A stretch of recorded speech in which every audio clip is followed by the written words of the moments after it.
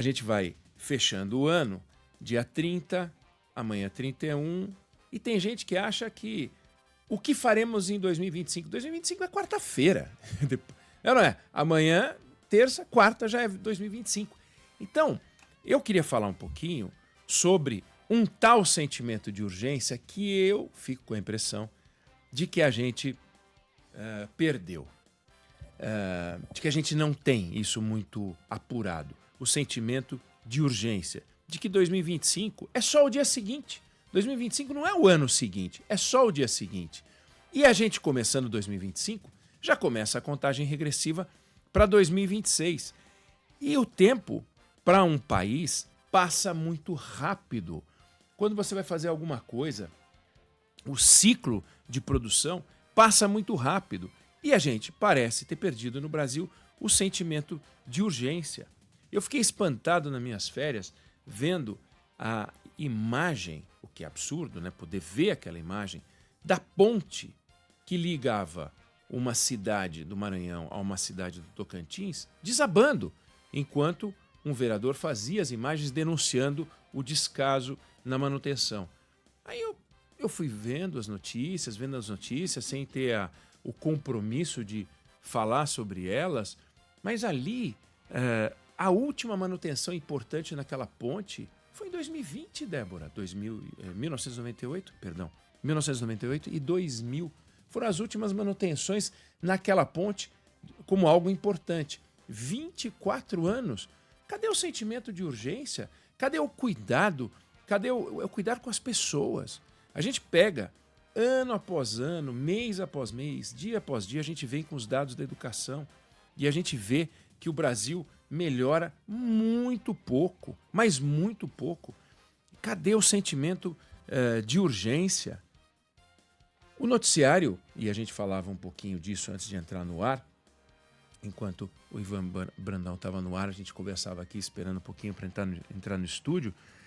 Eu saí de férias e o que a gente viu foi exatamente o noticiário das emendas ocupando o espaço nos debates entre o Supremo e o Congresso Nacional, entre o governo e o Congresso Nacional, porque o ministro Flávio Dino, acertadamente, eu que sempre critiquei o ministro Flávio Dino no Ministério da Justiça, tenho várias críticas a ele, mas é evidente que se é preciso que o dinheiro público, porque é público, seja tratado com publicidade, seja tratado com divulgação, seja tratado com transparência.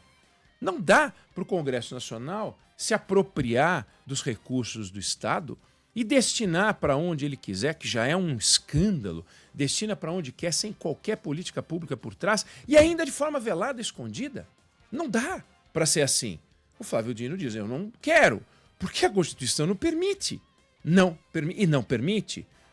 Aí o que eles fizeram, tá hoje nas primeiras páginas, na primeira página do Jornal o Globo, fizeram uma estrepulia, Débora. O Ministério da Saúde está destinando recursos que vêm com orientação dos parlamentares de forma velada, 2,5 bilhões de reais já foram destinados. Os deputados são chamados a dizer para onde que tem que ir o dinheiro, o Ministério da Saúde joga o dinheiro aonde os deputados mandaram e aí burlam a ordem do Supremo Tribunal Federal. Cadê a responsabilidade? É uma inversão de prioridades, é a gente olhar para o lado errado, é a gente olhar do jeito errado. E chamar isso de progresso, chamar isso de avanço, de desenvolvimento, é demais. Então, claro, temos coisas importantes que a gente tem que festejar, desemprego em queda, o crescimento econômico acima do imaginado, projetado. Mas a que preço? Cadê o investimento? Aí eu vi uma outra discussão que também fiquei impressionado. O governo federal, que não faz nada pela segurança pública, que preste, faz nada que preste, baixa um decreto dizendo que as polícias devem fazer aquilo que as polícias devem fazer, porque a legislação já prevê, e diz, quem não fizer não vai receber recurso de fundos federais. E coloca lá um monte de, não vou chamar de platitude, mas repetição de legislação existente, como, por exemplo, o uso da arma de fogo como último recurso no trabalho da força policial. Isso está previsto.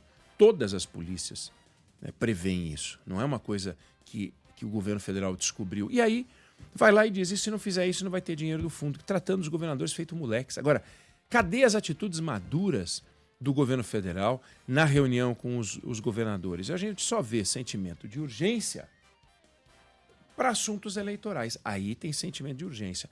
Como é que está a minha popularidade, como é que eu estou indo nos grupos de pesquisa qualitativa, como é que eu estou na região sudeste, como é que eu estou na região sul, como é que eu estou na região nordeste, no centro-oeste, no norte. Aí tudo bem, aí eu olho e aí tem sentimento de urgência, alocação de verba segundo interesses eleitorais. Isso tem.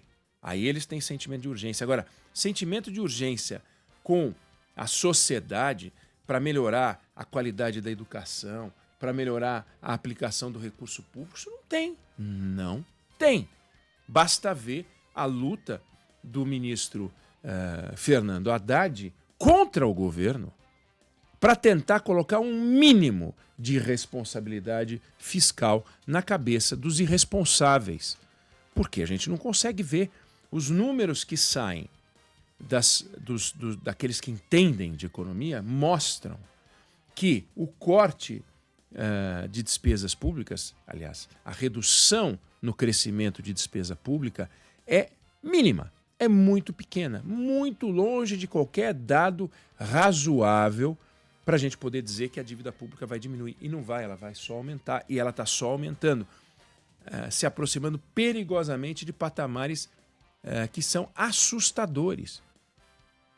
E não há política monetária capaz de conter isso. Não há taxa de juros capaz de conter isso. Não há como segurar só na taxa de juros a gestão de um país se o governo continuar a ser irresponsável com o dinheiro público. Cadê o sentimento de urgência? Cadê o cuidado com a gestão pública? Cadê o cuidado com o dinheiro público? Cadê o respeito pelo dinheiro do cidadão? Cadê o respeito pelo dinheiro do contribuinte?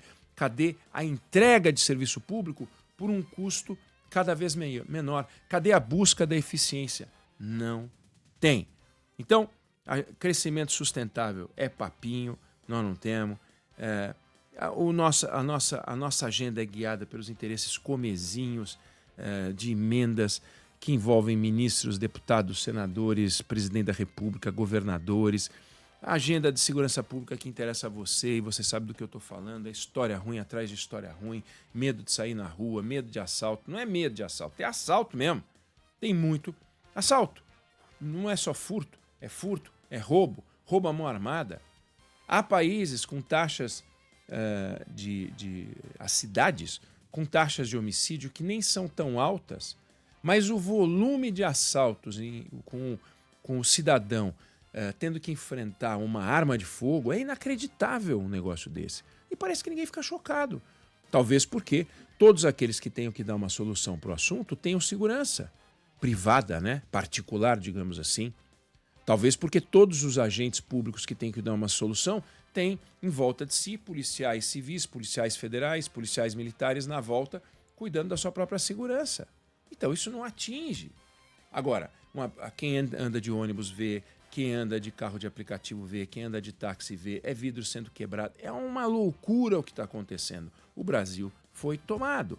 Foi tomado pelo pequeno assaltante, foi tomado pelo médio assaltante e foi tomado pelas facções. As facções que controlam uma parte expressiva de alguns setores estão entrando. E o que a gente está vendo de mudança? Cadê o sentimento de urgência? Eu acho que essa expressão, né, essa frase, essa palavra, urgência, sentimento de urgência, essa expressão, é o que deveria ser a marca do ano que entra, que é depois de amanhã. E a gente parar de olhar o ano que vem, falar ano que vem, não é ano que vem não. No ano que vem é já. Esse sentimento de urgência a gente tem que ter. E a gente não tem. Passamos 2024 com uma agenda ruim e nós estamos entrando em 2025 com a mesma agenda. É muito estranho pensar que a última coisa que eu disse antes de sair de férias e a primeira coisa, o tema que eu abordo quando eu volto de férias, são semelhantes. Deveria mudar. Aí alguém vai dizer, não, mas você que escolhe os temas. Sim, eu que escolho os temas. Mas me diga então, 11 999 592 100, para onde que a gente deve olhar? Para flores que estão brotando no jardim? Para arco-íris no céu? É disso que se trata? O Brasil de hoje permite esse tipo de reflexão? Se você acha que sim, escreve para a gente. Vale a pena a gente discutir isso nesse momento. Pode escrever. E também sobre as cores, né, Débora? que eu tô querendo saber. É isso aí, eu não sei se você concorda, se você discorda, mas essa é a opinião que eu tenho sobre o assunto.